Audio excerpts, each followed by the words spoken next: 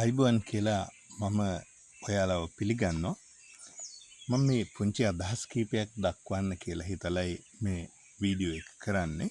ඉතින් මම දකිනවා මේ දිනවල සමහර YouTube channel කරන අය මේ views ලබා ගන්න මුදල් හොයන මාර්ගයක් තමයි මේක.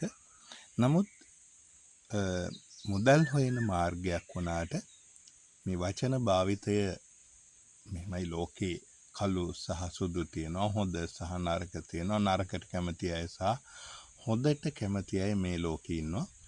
නරකට කැමති අය නරක වීඩියෝ බලනවා, හොඳට කැමති අය හොඳ වීඩියෝ බලනවා.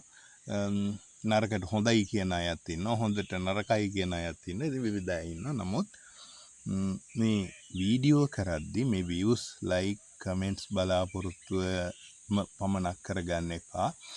මම හිතන්නේ අපේ රට හදාගන්න හොඳ ආකල්ප වර්ධනය වෙන, සෞඛ්‍ය සම්පන්න වෙන, යහපත් ගති පැවතුම් ගුණධර්ම වර්ධනය වෙන, දැනුම වර්ධනය වෙන හොඳ වීඩියෝ ඉදිරිපත් කරන්න. ඒ වෙනුවට මේ අසභ්‍ය වචන කියන අය නම් බොහෝ විට ඒ දේශපාලන මත දරන අය තමයි එහෙම කරන්නේ.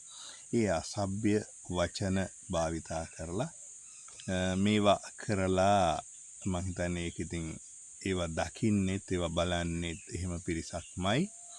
ඒවා බැලුවොත් තමයි නැවතත් අපිට පේනෙන්න පටන් ගන්න. ඒ නිසා ඔබ වැරදීමකින් හරි ඒ වගේ එකක් බලුවොත් නැවත මගහරින්න උත්සාහ ගන්න. ඒ වගේම මම මේ බොහොම ගෞරවයෙන් මේ YouTube channel කරන අයගෙන් ඉල්ලනවා මේ යහපත් අර්ථවත් හොඳ දේවල් සමාජයේ ආකල්ප වර්ධනය කරලා අපේ මේ රට හදාගන්න හොඳ ආකල්ප වර්ධනය වෙන දේවල් කරන්න කියලා ඉල්ලීමක් කරන්නයි මම මේ වීඩියෝ එක කළේ.